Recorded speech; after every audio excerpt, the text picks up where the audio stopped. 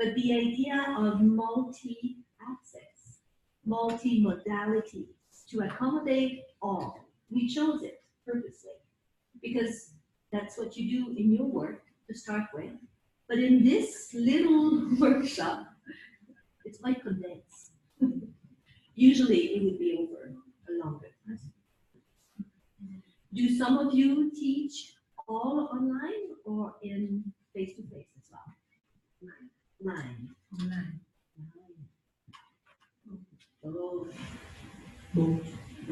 Both.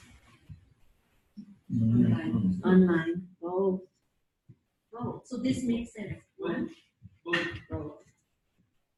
So this makes sense to you to present it this way. Are we ready to roll? It is already recording. It is wonderful. Yes. I turned the screen because of the camera, so you can be seen. So you can be seen. I don't know where would you feel more comfortable? I'll have to go back. Okay. To my computer.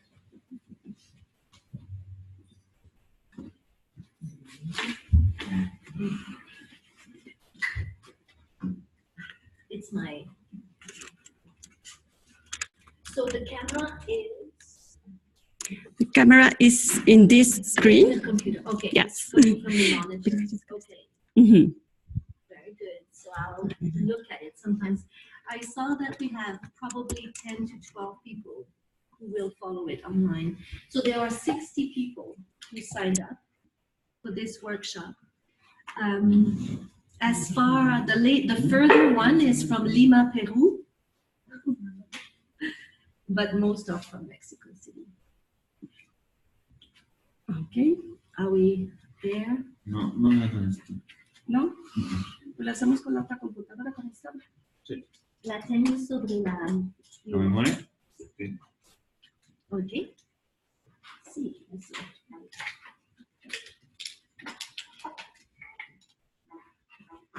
Bueno. So we are recording, and if anyone has questions online, where will we see? I will have an administrator account. That's what they told me, so I can see. Quería tener poco los micrófonos, ¿no? This is fast. This is nice.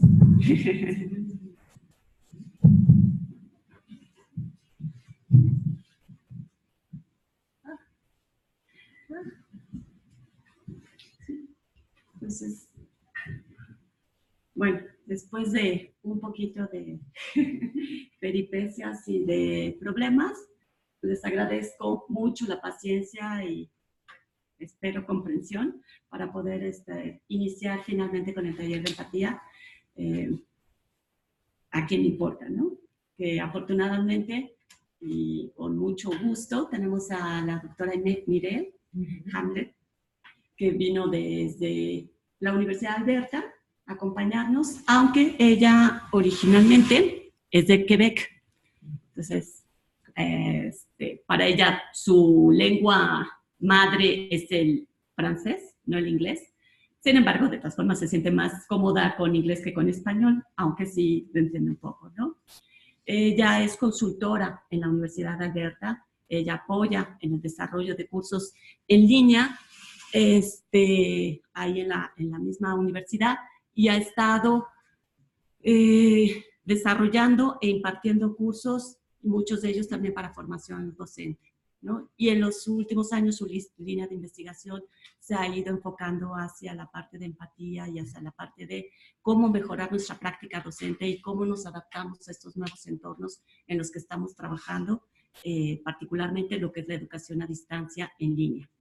Entonces, para no quitar más tiempo de lo que es el taller, yo le cedo la palabra a Mireille, le doy la bienvenida y le agradezco mucho que esté aquí con nosotros con este taller. Thank you so much.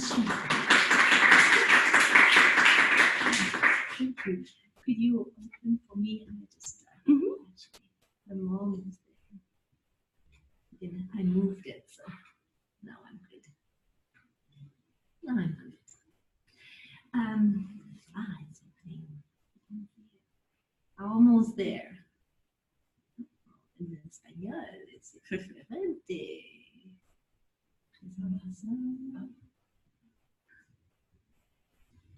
Okay, this is it. Okay, here we are. I have practiced this.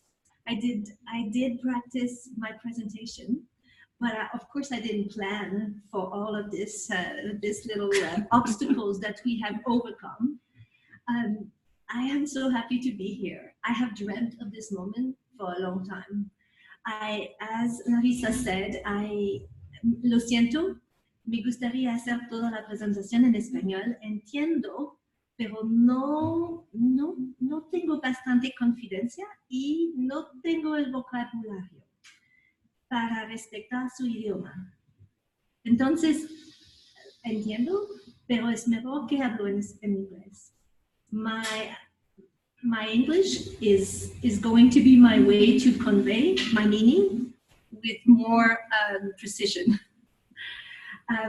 So this is, I understand, an opportunity for you to have an English presentation, so we'll use it that way. As Larissa said, I'm from Alberta. I live in Alberta. I work as a consultant for the University of Alberta. And I met Larissa and Fernando Gamboa 2 years ago in 2017 when they came to a workshop, a conference actually, in Toronto. It was an international conference of online teaching and learning. And we met at the time and we realized how much we had in common, particularly when it came to online teaching and creating a presence, a human presence online. UNAM has a wonderful reputation. It is known in the world as a place for innovation and as a place for research. And right away in 2017, I was hoping to have a chance to work with Larissa and Fernando because I knew that here something special happens. And what I offered to Larissa is to bring a little bit of my knowledge and the result of my research about empathy online to share with you. I'll tell you a little bit more about my intention for this workshop, but this was my vision 2 years ago, and I feel so lucky. I've traveled a long way, and I am here to learn as much as to teach. What I want to do today is to do the presentation about kind of the result of research on empathy online. So this is me, and as Larissa said, I am a consultant. I work for the University of Alberta, but I also work for other college or non-for-profit when they want to design online courses of any sort. We're all good? You're all good? Okay. I was just looking. I think I need to move a little bit just to see what's happening on the screen. Okay. And do we have... I will put the presentation on. I will share the presentation online. Okay. For the people that is not sitting here. Okay, so you're taking care of that. Yes, you go on. I go on. Okay.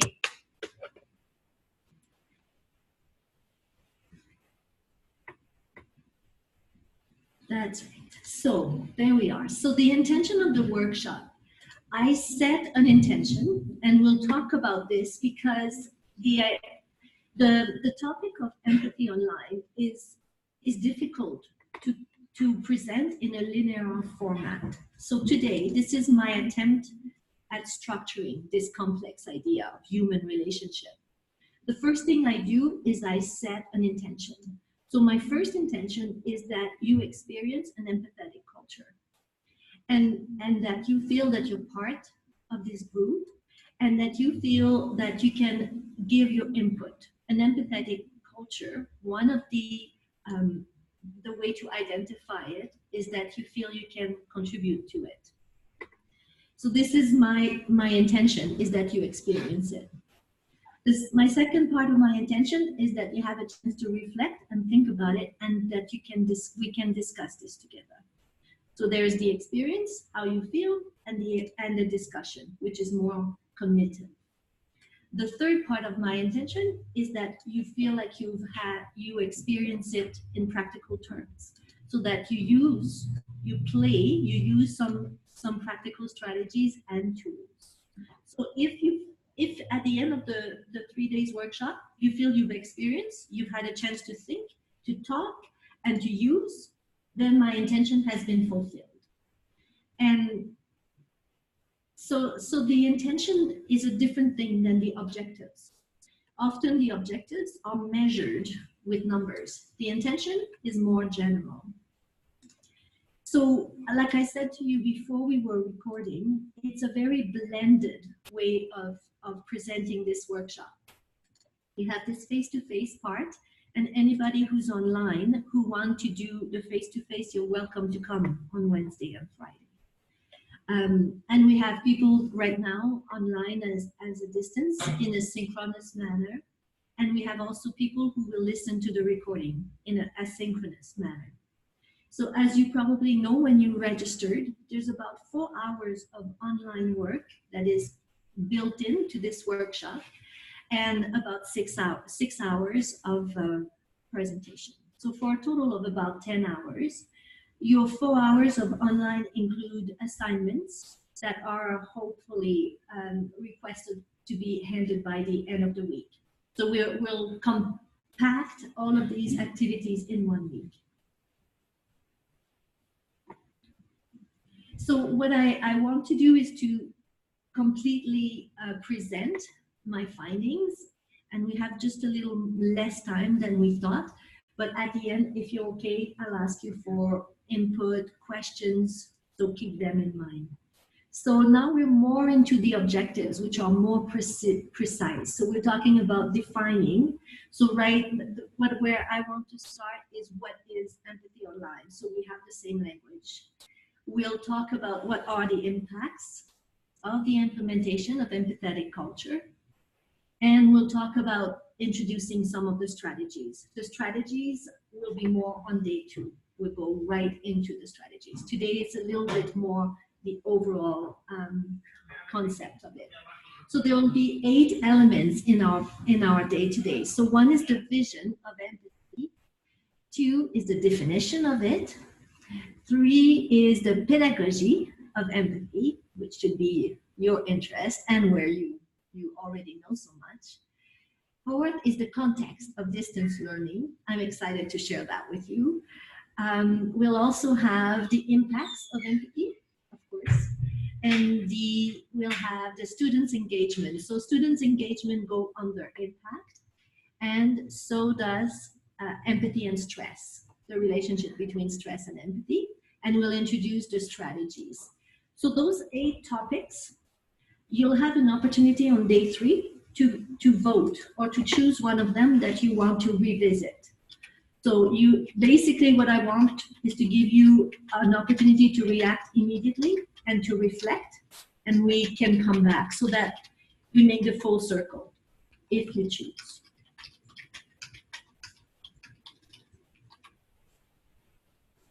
So again, as I stated, we're looking at a collaborative approach. So I'm presenting to you my vision, the pedagogy, the impacts, the strategies, the approaches, and I want from you your context, your experiences, your stress points, interests, and perspective.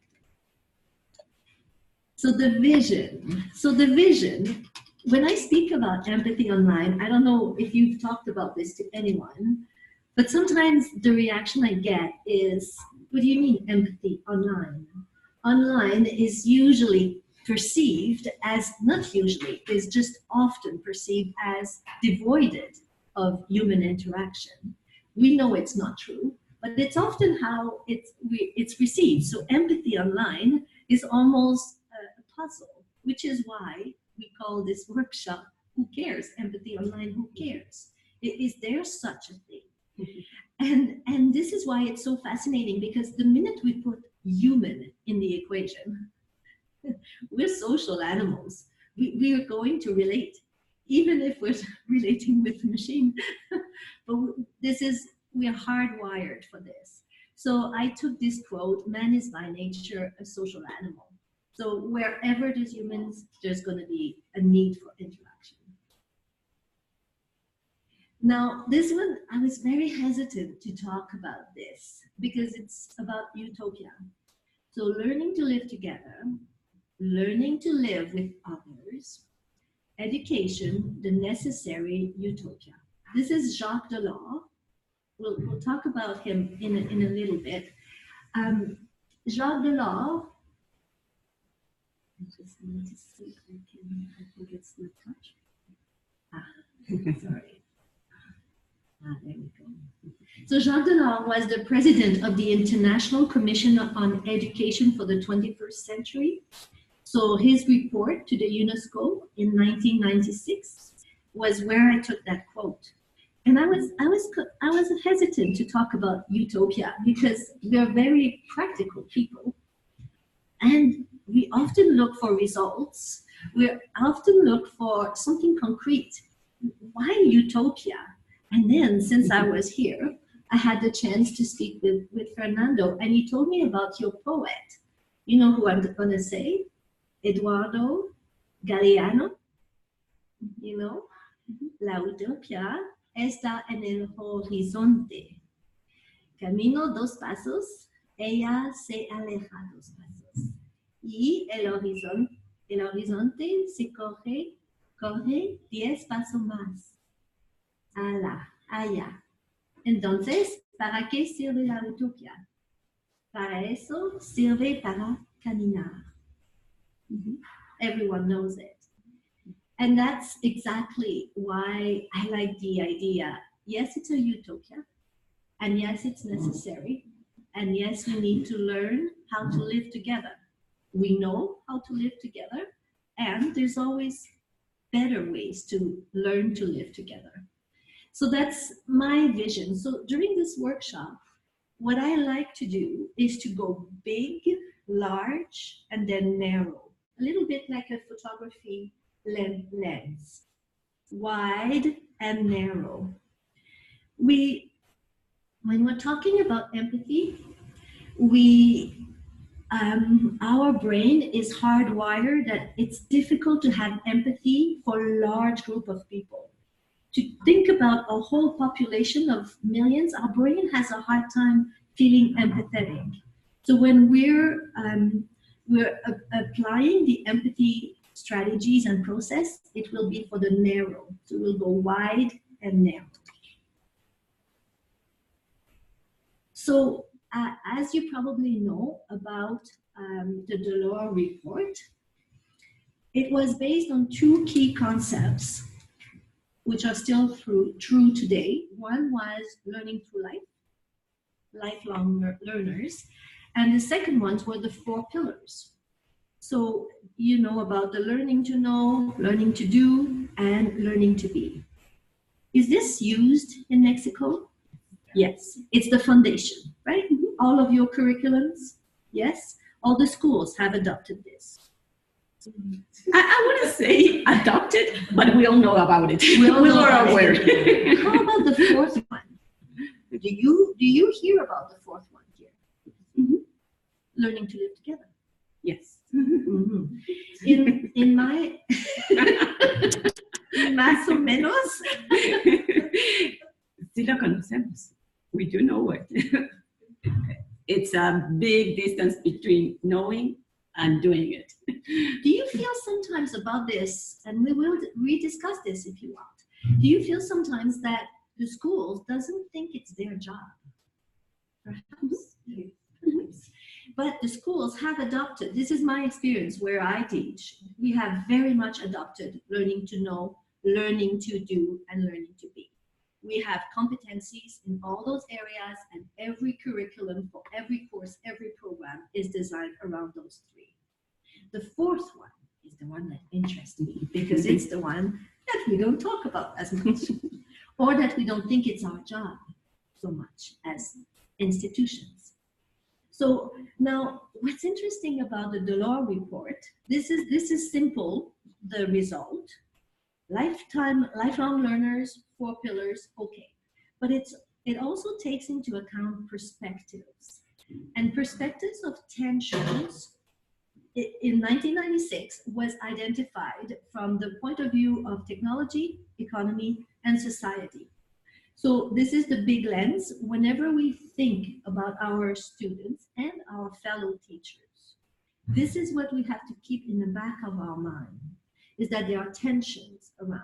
First of all, we're sandwiched between global, local. It's like an accordion. Yes. Between universal, particular. Sandwich, pressure. What's best? When do we use tradition, modernity? Tensions. How about spiritual, material? This is not me. This is the report. They had worldwide. How about long term, short term? And how about this one? Competition, equal opportunities. So the report is very aware of the context and the tensions. That was 1996. Now they've also, since then, identified what they call the emerging tensions. So those would be the tensions that some of our younger students would feel even more so. The rising of vulnerability. The other one is the growing of inequality. Is it the growing of inequality, or is it us being more aware of it? I don't know, but it's more present. The other one, this is one that I hear a lot in my surrounding, is the increased ecological stress. I don't know about your students. My students have a lot of concern. The 20 years old and around there, they have a lot of concern. They feel the tension about that emerging ecological stress and the rising intolerance and violence. So some of these are more current, but whenever we are going to think about empathy, I'm giving you, and as you know already, but I'm giving you the key word is going to be about trying to understand the other. And that perspective of our society and the tensions will be useful. So into the topic of empathy, more in terms of let's talk about what it is we mean when we talk about empathy. The definition. So first there's two parts in empathy. There's the emotional dimensions. And I'll just read it out loud. It's the one is where one can relate to the experience of another. It is about being aware, being sensitive to the feeling, thought, and experience of another. So the first part of empathy, or one of the two parts, it's hard to know which one goes first with humans. There's not a line. The emotional one is the one that we often think about as well when we think about empathy. Now, that's also the scary one. I don't know if you have experienced this, but the feeling that there is emotions coming at us. What do we do when there is emotion like fear and anger and anxiety? Like sometimes our reflex is going to be to want to protect ourselves, because how can we fix it for people? All of this intensity of emotion, and often as professionals, we will create what I heard called the academic armor. So we'll protect ourselves because we don't want to feel the distress of our students, and we think it's not our role.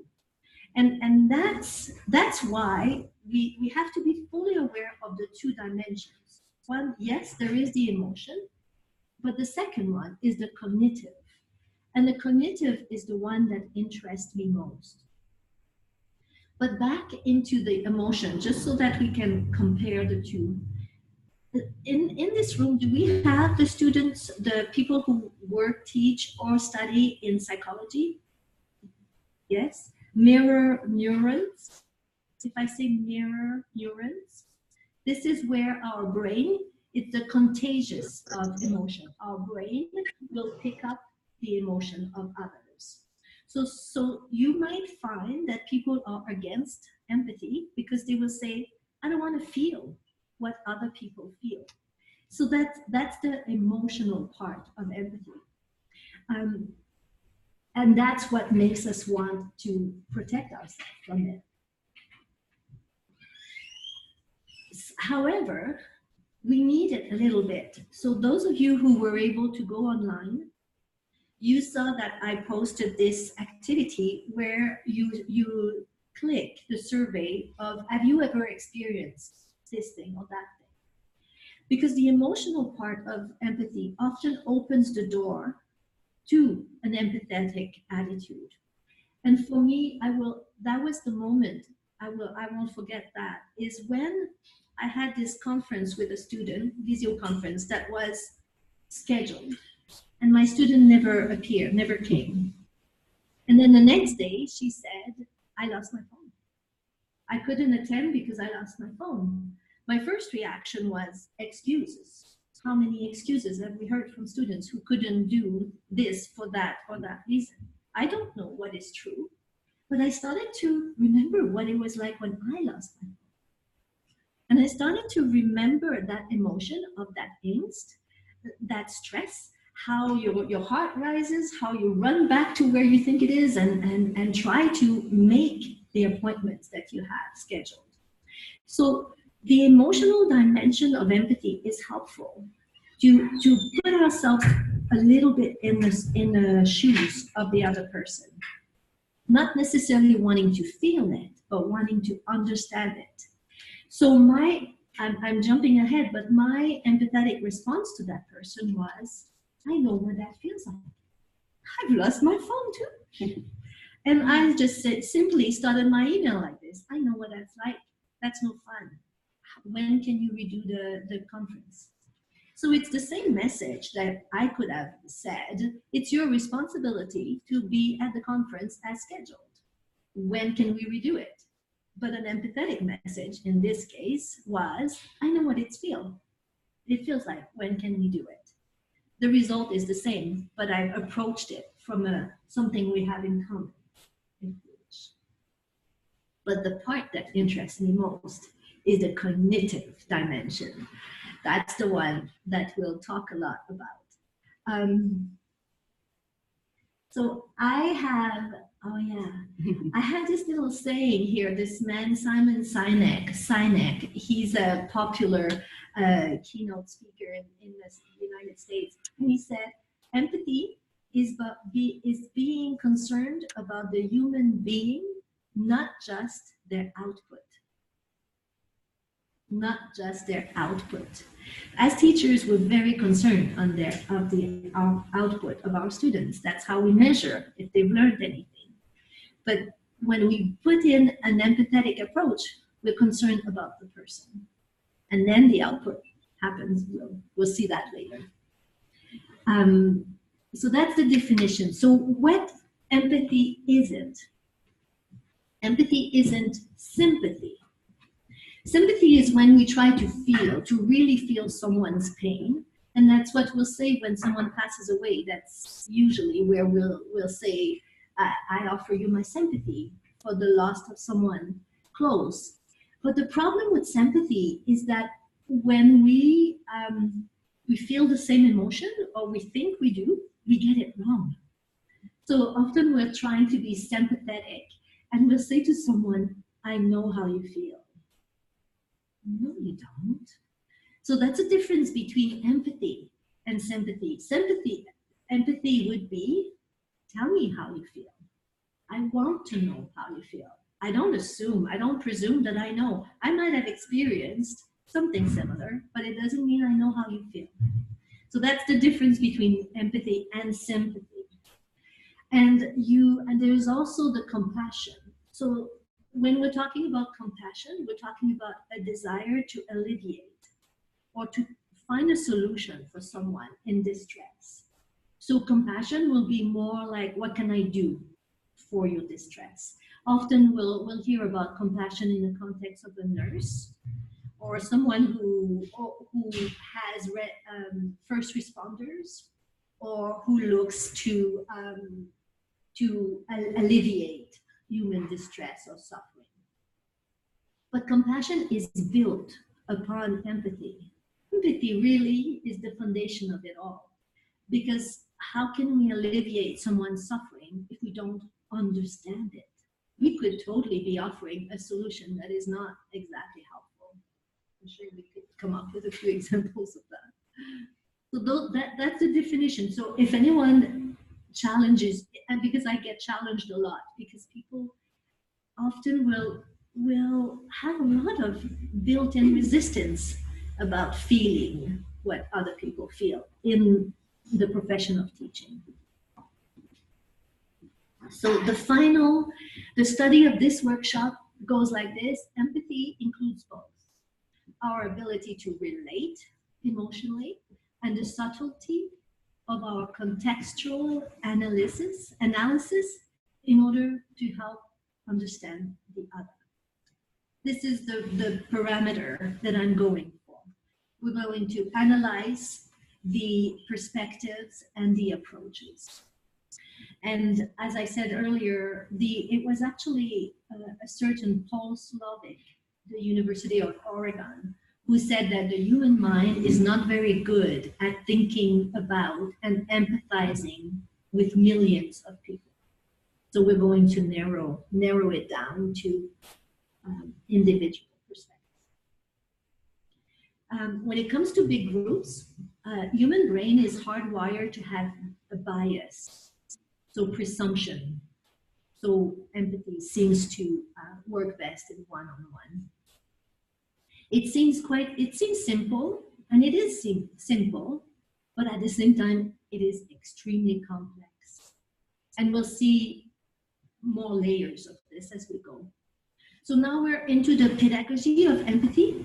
You all know this, there's nothing new for you here, but to be an effective teacher, we need the expertise, we need the clarity, we need enthusiasm and empathy. The expertise is what we bring to the teaching, and the expertise is difficult to know how it is received. I'm bringing you the results of my research. I don't know how much you know about this topic before, and I don't know how you relate to my expertise or my content. So without empathy, trying to understand what the person receiving the information, her context or his context, my expertise could be lost. Clarity is the same. I'm trying to organize. I said I was trying to structure something complex. Did I succeed? I don't know. Only if you're telling me, if you're giving me a feedback, will I know about my clarity. Enthusiasm is the same, and empathy is the combining component for effective teaching.